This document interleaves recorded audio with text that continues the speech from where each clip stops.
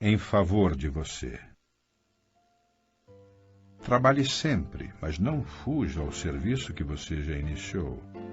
Ajude a todos, mas não se esqueça dos deveres imediatos. Sofra resignado, mas não faça ninguém sofrer. Exalte o perdão, mas ouvide o ressentimento. Auxilie a quem errou, mas não esmiúce o erro do próximo. Procure acertar, mas não desculpe a própria irreflexão. Busque o êxito, mas não regozije-se com a vitória dos outros. Troque ideias, mas não censure aquilo que você não entende. Estude o que puder, mas não recuse aplicar a lição nobre.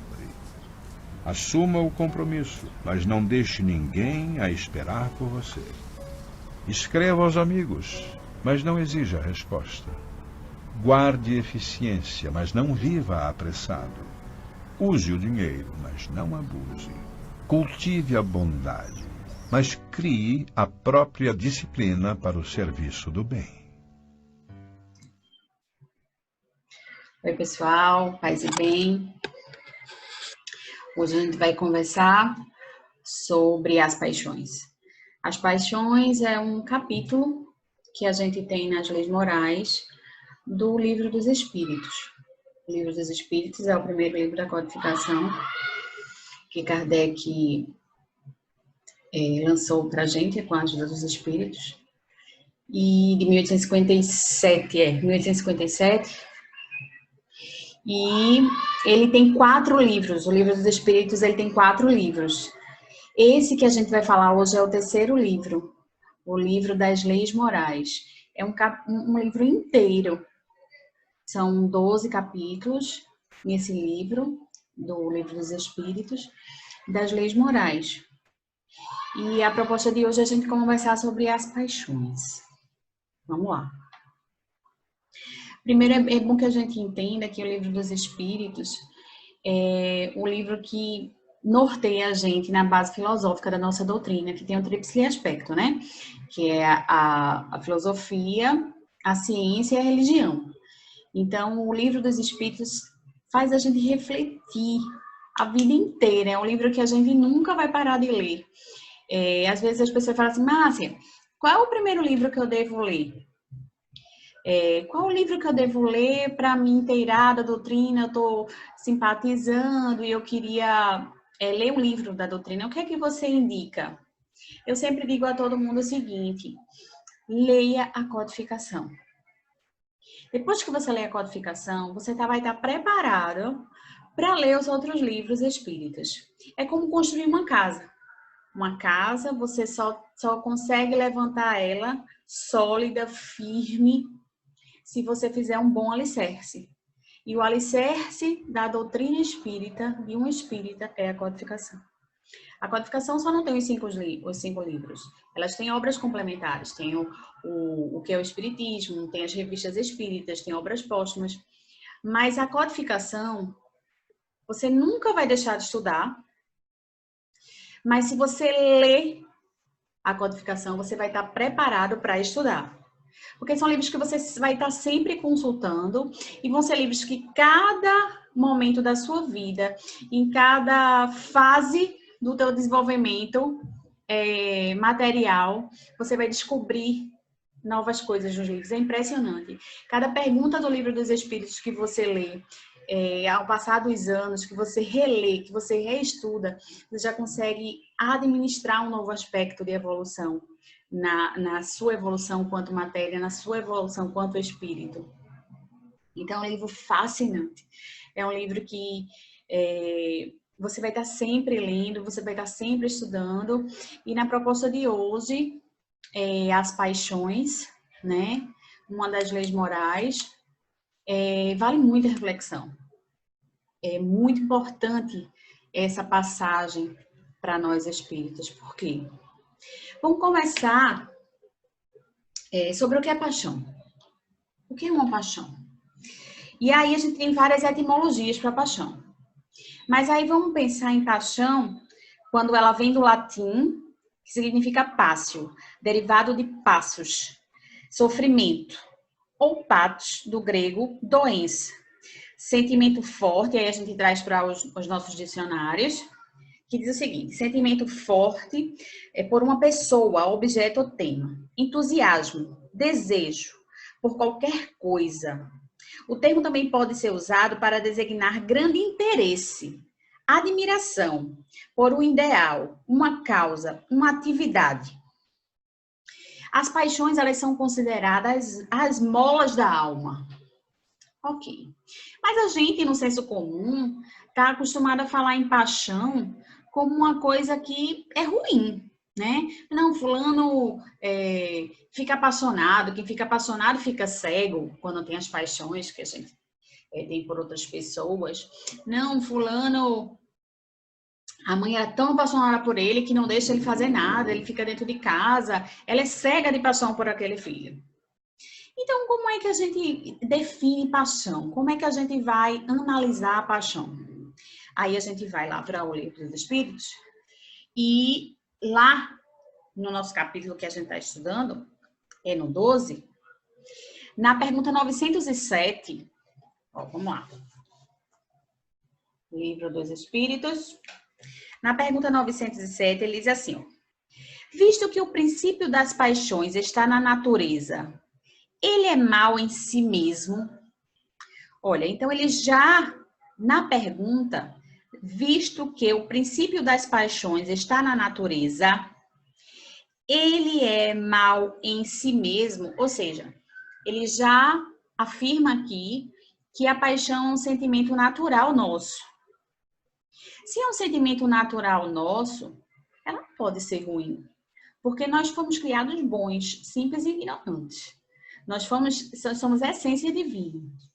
Vós sois santos. Foi assim que o Mestre Jesus disse. Aí eu pensei, pensa num rio. Um rio, na nascente dele, ele é puro. Ele é límpido. Mas aí ele vai seguindo o caminho dele. De repente, durante o caminho, do caminho que ele seguir, ele pode ser poluído. E pode chegar até a não ter mais praticamente vida. A gente vê rios que não conseguem nem ter peixes, como a gente vê rios límpidos. Então eu pensei na gente como um rio. A paixão veio da gente boa. Como uma paixão boa? A paixão que move um cientista a descobrir uma vacina. A paixão que leva uma mãe a educar um filho com honestidade. A paixão que leva aquele médico sem fronteiras a curar pessoas. Então, a paixão, ela é essencialmente boa. Vê qual é a resposta que os espíritos dão a Kardec nessa pergunta. Visto que o princípio das paixões está na natureza, ele é mau em si mesmo? Não. A paixão está no excesso acrescentado à vontade, porque o princípio foi dado ao homem para o bem. E as paixões podem levá-lo às grandes coisas, sendo o abuso que delas se faz o mal. E na 908 ele faz assim: como definir o limite das paixões boas ou más? Né? Porque aí a gente se pergunta, tá? Então qual é esse limite? Qual é o limite da paixão boa? Qual é o limite da paixão? Quando que eu posso considerar a paixão má? Né? Como é que eu vou identificar em mim? Não, eu preciso entender que essa paixão não me faz bem. Antes de responder a pergunta, eu quero que a gente, já que a gente falou em filosofia, e para a gente pensar o seguinte: não conhece a ti mesmo. Os grandes filósofos sempre falam conhece a ti mesmo, chamam essa proposta. Jesus falou no orai e vigiai. E aí eu chamo a gente para refletir no seguinte: eu só posso identificar uma coisa, eu só posso entender uma coisa se eu percebo que ela existe. Lógico, né, Márcia? Assim, ok. Mas a gente está falando sobre virtudes, sobre leis de conduta moral. E a gente está muito acostumado a apontar. E a gente, como já tem um nível de conhecimento, que a gente já está no capítulo 12 e no último livro, no livro 3, no último capítulo do livro 3, então a gente já leu tudo sobre as leis morais, a gente tem que a gente estudou tudo as leis morais, então a gente conhece as coisas, pelo menos conhece as definições das coisas certas e das coisas erradas. E isso eu trago dentro de mim, porque nós somos divinos, né? E aí, como discernir essa paixão boa da paixão má? Como diferenciar isso? Eu tenho que me conhecer. Eu tenho que saber quais são os meus limites e eu tenho que aceitar isso.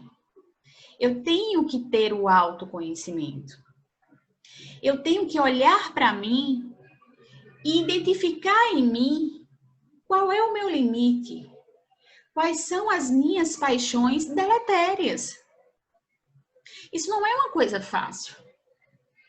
Quem gosta muito de falar sobre isso, de reforma íntima, autoconhecimento, com ajuda técnica, é Rossandro, porque ele é espírita e ele é psicólogo, né?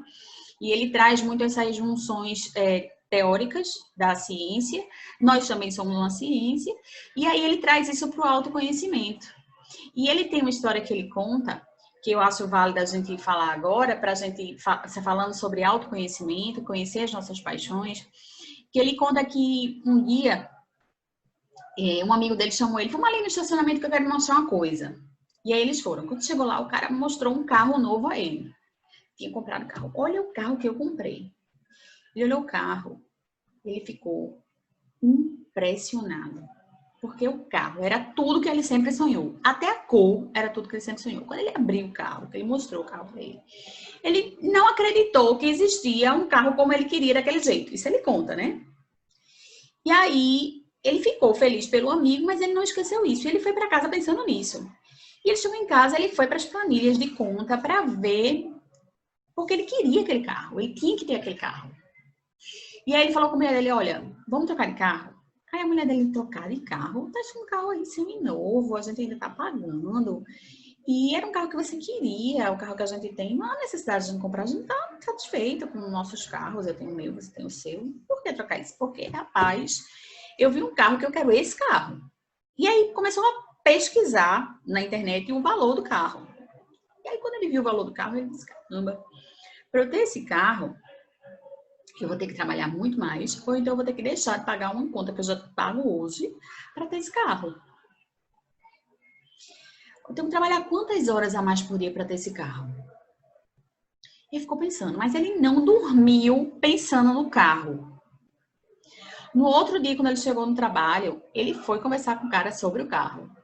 Saber quais foram as condições que ele comprou o carro, onde foi a concessionária, não sei o que, não sei o que. E ficou com aquilo na cabeça. Quando ele estava voltando para casa, dirigindo, e já de novo com aquele pensamento no carro, ele respirou fundo e veio aquilo na mente dele. Vem os nossos anjos guardiões, nossas intuições, e veio aquele assim, ô Sandra, você tá com inveja daquele carro. Você não precisa ter um carro. Olha ao seu redor. Você já tem um carro que você precisa ter. Ele disse que na hora ele gelou, parou. Ele, caramba. Ele respirou fundo. Ele fez, eu estou com inveja. Nesse momento, ele disse que fez uma prece. E agradeceu a Deus por aquilo. Porque ele tinha acabado de descobrir.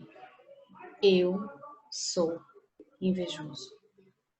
E eu achei isso um pouco forte, porque assim, aquilo era um episódio, mas se ele falou sobre isso, ele sabia o que ele estava falando naquela hora. Possivelmente ele teve outros episódios que quando ele compilou, ele entendeu isso. Então ele disse que quando chegou em casa, ele disse, o que eu tenho que fazer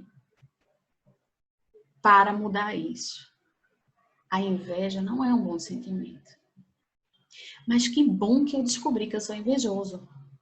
Porque agora eu posso mudar isso. Até então eu nem sabia que eu era invejoso. Perceba a questão de se conhecer. Eu criticava a inveja. Eu estudava sobre a inveja. Mas eu não sabia que eu era invejoso. Veja a importância de você se conhecer. Então, quantos de nós temos defeitos que a gente critica nas pessoas, que a gente acha errado nas pessoas e a gente não identifica na gente, porque é tão errado que na gente não pode ser.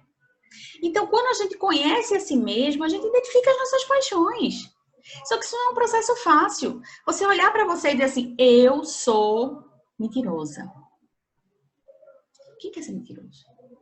Principalmente a gente que está no processo de reforma íntima, a gente que está procurando no espiritismo esse processo de revolução interior, a gente tem dificuldade de ser auto-piedoso com a gente mesmo. A gente fala de caridade, mas a gente precisa ser caridoso com a gente. E a gente precisa se conhecer para poder mudar. Ora, um médico só pode curar uma doença se ele souber qual é o diagnóstico, senão ele vai ficar dando remédio doido ao paciente até ele ficar acertar na sorte. Então, você só pode tomar o remédio correto se você souber a doença.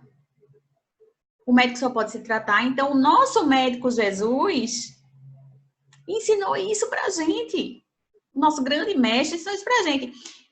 Conhece-te, procura saber, faz a tua reforma íntima, se compreende, porque aí você vai poder se tratar. Quais são os seus anseios? Quais são as suas imperfeições? Então, isso não é um processo fácil. A gente identificar na gente nossas imperfeições não é fácil ver no outro. Mas a gente não quer ter essas coisas. Então, o processo da paixão passa muito por aí. Da gente não se conhecer. E aí vem essa resposta do autoconhecimento, dessa questão que o Rossandro fala, da gente refletir, ser caridoso com a gente, se entender. E aí ele conclui esse processo dele dizendo que foi maravilhoso ele ter descoberto isso, porque agora ele vai poder trabalhar em cima disso. Mas não é uma coisa fácil, né? E aí ele diz assim, no 908, ele diz assim: como definir o limite em que as paixões deixam de ser boas ou ser más?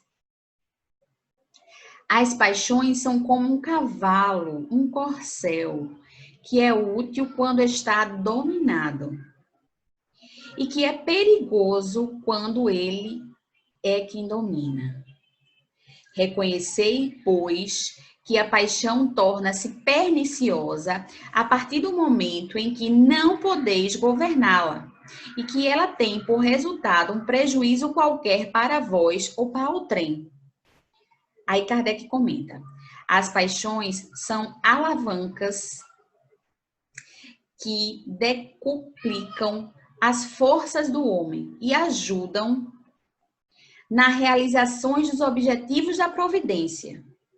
Mas se, em lugar de as dirigir, o homem se deixar dirigir por elas, cai nos excessos da própria força, que em suas mãos poderia fazer o bem, recai sobre ele e o esmaga. Então, se você se conhecer, você vai dizer, peraí, você está passando do limite. Eu não consigo pensar em outra coisa, eu não consigo fazer outra coisa, só pensando nisso. Essa paixão não está me fazendo bem. Por exemplo, eu acho que eu sou apaixonada pelo espiritismo, mas nós sabemos que a nossa doutrina não tenta convencer ninguém. Nós estudamos, divulgamos a palavra do Mestre Jesus, nossa ciência, nossa filosofia, mas no momento que essa paixão passa a ser negativa, ela passa a ser outro nome, ela passa a ser fanatismo. Quando eu quiser que as pessoas sejam espíritas, porque eu acho que espírita é o correto, e aí a gente conhece outras religiões que às vezes têm esse tipo de comportamento, isso passa a ser fanatismo. Né? Olha aí, a questão da paixão. E ele completa: todas as paixões têm o seu princípio num sentimento ou necessidade natural. O princípio das paixões, portanto, não é mal, visto que repousa sobre uma das condições providenciais de nossa existência. A paixão, propriamente dita, é o exagero de uma necessidade. Eu preciso do espiritismo. Nós estamos na doutrina há mais de 20 anos. Então, ela para mim, é vital, né? É apaixonante conversar com vocês sobre isso. É apaixonante todo dia ler e descobrir uma coisa nova em mim, para eu me melhorar e melhorar junto com as pessoas. Ajudar as pessoas a se melhorar, ajudar as pessoas a entender a palavra de Jesus Cristo, que ele quis dizer para a gente, através da doutrina do Consolador Prometido. Não é apaixonante? Ora, é, né? E aí ele termina aqui, ó. Ela está no excesso e não na causa. E esse excesso torna-se mal quando tem consequência mal qualquer. Tal paixão que aproxima o homem da natureza animal o distancia da natureza espiritual. Todo sentimento que eleva o homem acima da natureza animal anuncia a predominância do espírito sobre a matéria e a aproximação da perfeição. Então, a questão da nossa evolução mesmo, da nossa evolução material. Quanto mais estamos evoluídos, nesse sentido de se conhecer e conhecer as nossas necessidades e desvincular nossas necessidades à matéria, aí sim a gente desvincula esse processo de paixão ruim, de paixão perniciosa, de paixão que vem a ser deletéria, que vem nos prejudicar, que vem tirar de nós o foco que é seguir o nosso mestre. No nosso caso, o mestre Jesus, que é o nosso modelo e guia. E aí ele tá lá na 909. O homem poderia vencer suas más tendências por seus esforços, né? Então, assim, essa paixão negativa pode ser combatida por nós mesmos. E ele diz assim, sim. E algumas vezes por fracos esforços. É a vontade que lhe falta. Quão poucos dentre vós fazem esforços. É difícil, gente. A gente tem que se esforçar para identificar na gente as nossas mais tendências. Dá trabalho. Dá trabalho porque a gente gosta de analisar a vida dos outros. Mas analisar a nossa vida, a nossa rotina diária, chegar em casa de noite. Eu sei que o corre-corre da vida tá muito difícil, né? Mas que vida? Como é a sua vida? Qual é a prioridade da sua vida? Então, tem que fazer esforço. Se conhecer é um processo de esforço. É um convite. E aí, para você aceitar um convite, você tem que se organizar. Você, quando recebe um convite para ir para uma festa, você tem que ver se você vai ter tempo, com a roupa que você vai. Então, um convite. É um convite para se estabelecer, para crescer, para se melhorar. Deixa eu ver aqui o que foi que eu separei mais para a gente falar antes de continuar nas perguntas, né? Que esse esforço que ele fala é como fazer uma faxina, igual eu até coloquei aqui. E é assim que a mulher sabe disso, né? O trabalho que irá fazer uma faxina, viu? Não que os homens não façam, viu, gente? Mas a gente vê com mais frequência as mulheres fazerem, mas os homens também fazem. Que dificuldade é fazer uma faxina bem feita, viu? Tirar os móveis do lugar, passar o pano em todo canto, tirar a poeirinha que tá lá no cantinho, ver aquela dificuldade, ver aquela mágoa que tá lá de tantos anos no fundo do coração, para perdoar, sabe? Para limpar cada cantinho da tua mente, do teu pensamento, do teu coração, dos teus sentimentos. Essa faxina dessa reforma íntima, isso dá trabalho, isso é esforço.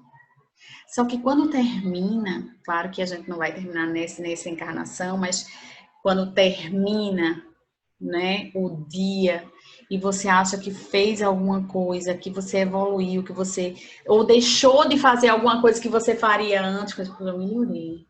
Se fosse em outra época, eu ia fazer diferente, eu ia ser mais agressiva, eu ia responder, eu ia falar um palavrão. E aí você fica feliz. É como quando termina uma faxina. Você olha a casa toda limpinha, cheirosinha. Ui, tô cansada, mas valeu a pena. Assim é o processo de reforma íntima, assim é o esforço. Ai, não foi fácil, mas valeu a pena. Ai, não foi fácil hoje no trânsito. Não colocar o carro em cima daquela pessoa que me trancou. Mas eu superei, eu não fiz. Né? E a gente vai de grão em grão, se esforçando. Os espíritos dizem que a gente se esforça muito pouco, né? E aí, na 910, eles assim, ó. O homem pode encontrar nos espíritos uma assistência eficaz para superar as paixões. Ora, a gente não está só, né? A gente não está só. A espiritualidade sabia que a gente ia precisar de ajuda, que esse processo não ia ser fácil. Ainda mais no planeta que a gente está de prova e expiação. Passar pelas provas, nos processos expiatórios.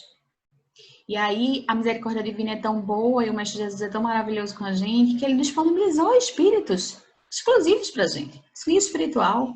Quantas vezes por dia nós entramos em contato com eles e faz me intui corretamente? Olha, orar e vigiar. Se a gente tiver orando e vigiando, essa paixão, ela vai ser alertada quando ela estiver passando do limite. Opa! Veja lá no exemplo de Rossandra. Opa! Eu sou invejoso. Opa! Essa paixão passou do limite. Tá virando obsessão. Porque a paixão de um cientista para descobrir uma vacina. Que linda! Né? Quanto tempo ele não dá da vida dele para curar outras pessoas. Mas ele tem a vida dele. Ele não pode adoecer para criar uma vacina. Ele não deve. Não é? E aí, como é que ele responde aqui, ó? O homem pode encontrar nos espíritos uma assistência eficaz para superar suas paixões? Se ele ora a Deus e ao seu bom gênio espiritual, com sinceridade, os bons espíritos virão certamente em sua ajuda, porque essa é a sua missão. Ora, eles estão disponíveis para nos ajudar, é a missão dele nos ajudar. Quantas vezes a gente recorre a eles? Quantas vezes a gente diz assim, eu não estou conseguindo, me ajuda. Eu estou perdendo o limite, me ajuda. E eles vêm para nos ajudar, está aqui, está escrito aqui. E tem outra pergunta que fala sobre isso, que eu anotei aqui, que é a 459. Eu quero trazer para vocês, que complementa o nosso estudo. Ó. Ele diz assim, ó, os espíritos influem sobre o nosso pensamento e as nossas ações, na 459. Olha só. A esse respeito, a influência é maior do que credes, porque frequentemente são eles que vos dirigem. Olha aí. Então, as más paixões podem ser processos obsessivos, que a gente não se alertou na questão da sintonia, não é? Então, esse processo de orar a Deus e a seu bom gênio, ou seja, o nosso guia espiritual, é orar e vigiar, que Jesus falou, que Jesus nos ensinou. E a gente começa a juntar os ensinamentos de Jesus com as nossas filosofias, né, do Consolador Prometido e com a ciência do Livro dos Médiuns, né, a gente começa a entender que quando a gente se conhece e quando a gente pede a ajuda da espiritualidade, fica mais fácil. E essa ajuda vem daqui, ó, dos estudos, desses momentos, dessas conversas que a gente tem. E olha só o que ele fala no 911. Vamos lá. Não há paixões tão vivas e irresistíveis que a vontade não tenha o poder para superá-las? Ou seja, será que tem paixões que a minha vontade não consegue superar? Será que existe esse tipo de paixão? Aí, ó, olha só o que a espiritualidade fala. Há muitas pessoas que dizem eu quero, mas a vontade não está só nos lábios. Elas querem, mas não estão bem contentes que assim não seja. quando se crê que não se pode vencer suas paixões, é que o espírito nela se compraz em consequência da sua inferioridade. Olha o processo obsessivo. Aquele que procura reprimi-las compreende sua natureza espiritual. As vitórias são para ele um triunfo do espírito sobre a matéria. Então, é extremamente reflexivo a questão do autoconhecimento. É extremamente reflexivo no processo apaixonante você saber o seu limite. Quando você se conhece, você sabe quando a coisa fugiu do teu controle. Quando a coisa não é nem sua. Não, eu não sou assim. Tem alguma coisa errada aqui. Será que eu estou sofrendo influência de alguém? Será que são as más inclinações que eu tenho? E aí vem os vícios, não é? E aí a gente começa a se apaixonar por coisas que nos viciam. E aí vem os processos que a gente sabe que são processos obsessivos. Mas a gente pode se apaixonar por músicas boas. A gente quer apaixonada por arte. Mas é uma paixão que a gente fala que está falando de boas paixões. É a paixão do princípio. É a paixão boa. É a paixão do espírito, com limites. Não a paixão que animaliza, que faz você perder o raciocínio. Essa é a paixão má. Essa é a má inclinação. Essa faz você destoar de todo o processo moral que vem sendo trabalhado em você mesmo, na sua reforma íntima. Essa tendência que a gente vai descobrir na gente, eu sou ciumenta. Vamos supor, que eu seja ciumenta. Eu preciso identificar isso em mim. Eu preciso ver quando isso está começando a ser doentio. Né? Quando eu falo assim, o que será que ele está pensando? Oi. Isso já não é normal. A pessoa vai pensar o que ela quiser. Né? Quando eu me preocupo com o que a pessoa está pensando, isso já não é normal. Se eu posso me preocupar com o que a pessoa está pensando, quando eu identifico algum problema, que é um adolescente, que é uma criança que está apresentando descontrole, que é um adulto que está parado num canto, fazendo movimentos repetitivos, enfim, há outras questões. Mas, o que é que ele está fazendo? Está fugindo do limite. Né? Porque a pessoa, quando tem relacionamentos, as pessoas vão andar ao nosso lado.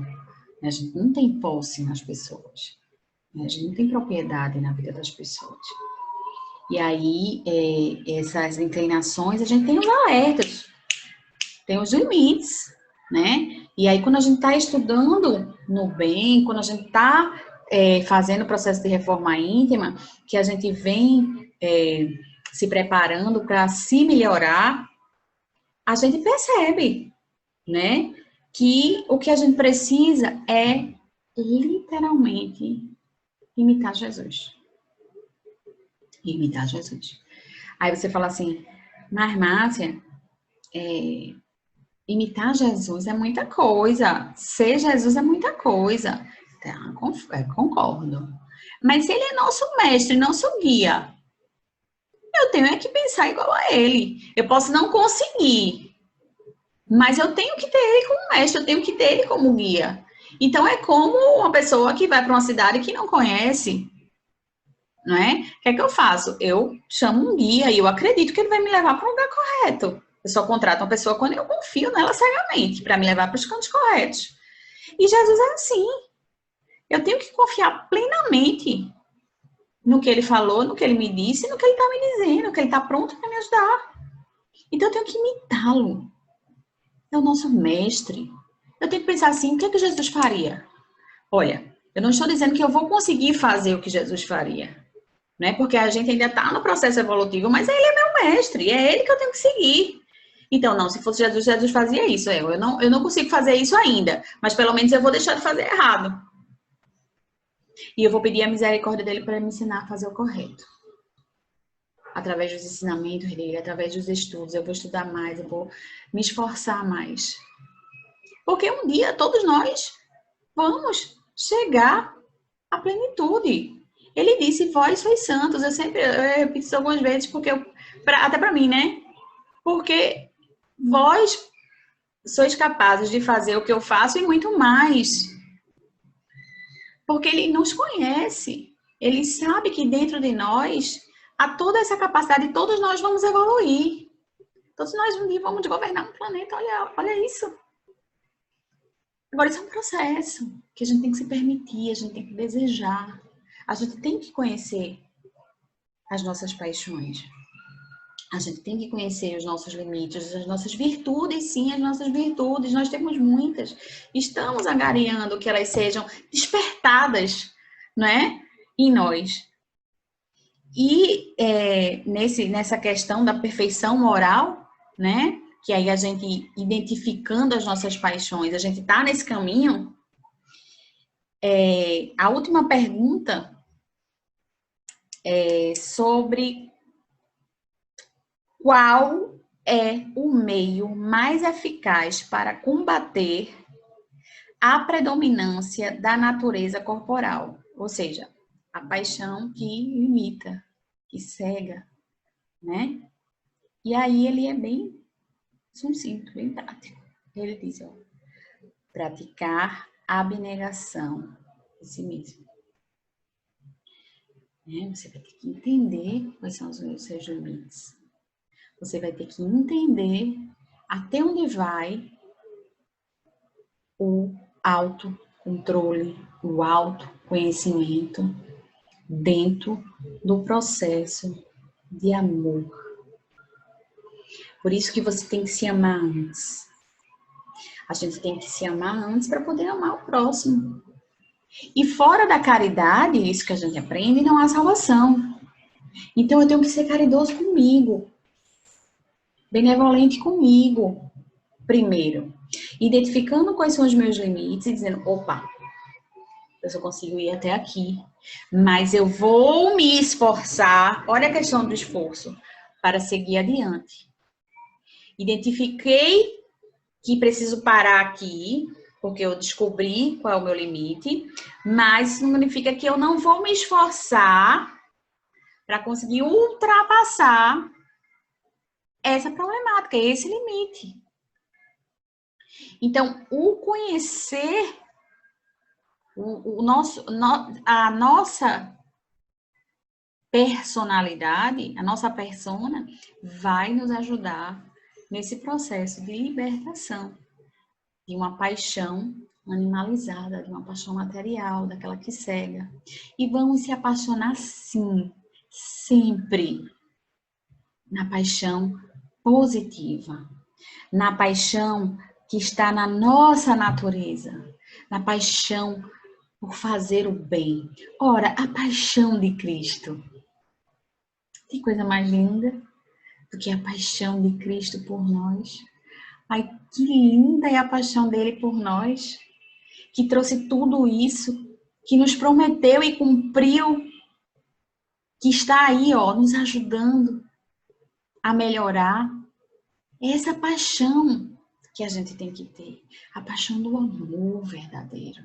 Mas se é paixão do amor, porque a gente aprende, né, que, não, ele é apaixonado, se ela amasse não seria assim. Mas aqui na lição a gente entende que a paixão, ela é uma alavanca. Ele diz assim, ó, eu até anotei aqui, que ele diz assim, a paixão é a alavanca dos sentimentos bons. Ele bota aqui em algum lugar que a paixão aproxima o homem, né, da natureza verdadeira dele. Que se for animal, o distancia da natureza espiritual, mas está dentro dele, né? Mas a paixão ela pode ser a alavanca de coisas muito boas, né? De processos evolutivos maravilhosos.